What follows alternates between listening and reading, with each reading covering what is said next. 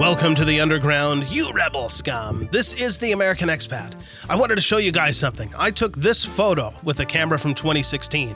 I'm talking about the Sony Alpha 6500, a camera that's become very popular on the internet as of late. For a couple of reasons. One being the price tag. It came out in 2016, so you can pick it up at quite a discount. And two, it takes beautiful photos. Of course, the lenses for the camera can cost just as much as, if not more than, the body itself, but I have a solution to that. It's called vintage glass. The lens I've got paired with the Sony A6500 right now is the M Zuiko 50mm f1.8. Yes, an old Olympus lens that I got for $40. One $15 Amazon adapter later, and now they connect.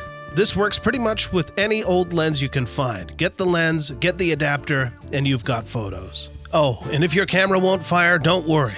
Just press the menu button, go to the purple menu, find page 4, and turn on Release Without Lens. While you're there, look right below it and set your SteadyShot to manual 50mm, or whatever focal length your lens happens to be.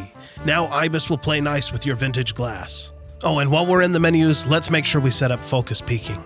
Go to the red camera and find page 13. Go down to peaking level and choose mid. Now the camera will show you what's in focus with these sparkles on the edges. Another helpful setting here is aperture priority. Move the dial to A and the camera will control the shutter speed.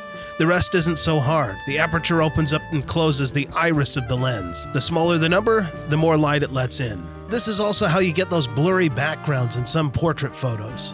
The smaller the number, the blurrier the background. The bigger the number, the more will be in focus for landscapes. Between the camera's IBIS system, its control of the shutter speed, and focus peaking, that should be pretty much all you need to take great photos. Well, all set, let's finish this coffee, take the camera out into the field, and see what this thing can do. This place has become my reluctant home here in the States. It isn't smooth, it's not new, it's rough, it has grit, but that shows well in photos. There's something in the Appalachian air I'm always trying to capture. Maybe it's the mist or the dust, I don't know, but the A6500 Zuiko 50mm pair seems to do it pretty well. Old rusty bridges, flowing water cutting through, defining the place.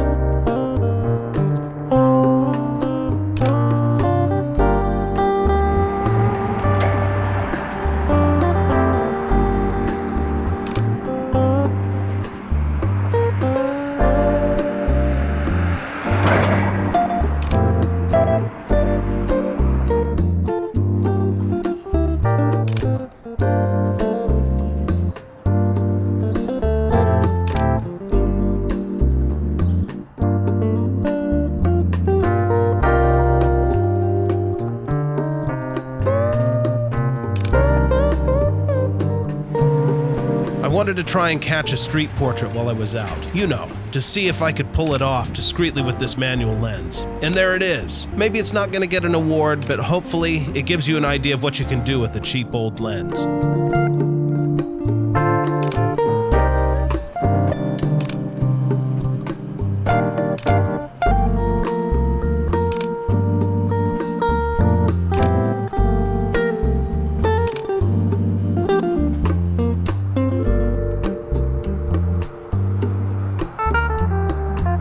One more photo of the entire place, then some blossoms, fill up the tank, and head off to the park for more photos.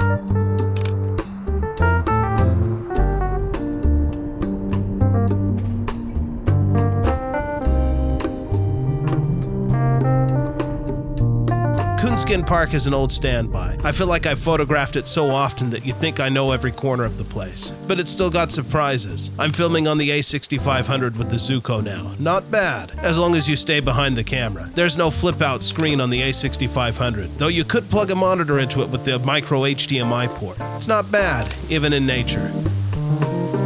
Well, there you have it. What did you think? Did the Sony A6500 do well paired with that old lens? I think it did remarkably well. So if you're looking at picking up one of these cameras and you're discouraged by the price of lenses, don't worry. You can pick up any $40 vintage lens, pair it with a $15 adapter, and you'll be out there taking beautiful photos that you have no business, well, you have business having, but the camera has no business taking. Okay, the camera does because it takes beautiful photos. But yes, beautiful photos, low cost, not so scary once you know how the settings work. Well, I'll leave it at that. You'll have to let me know what you think in the comments below. I'll see you guys in the next one.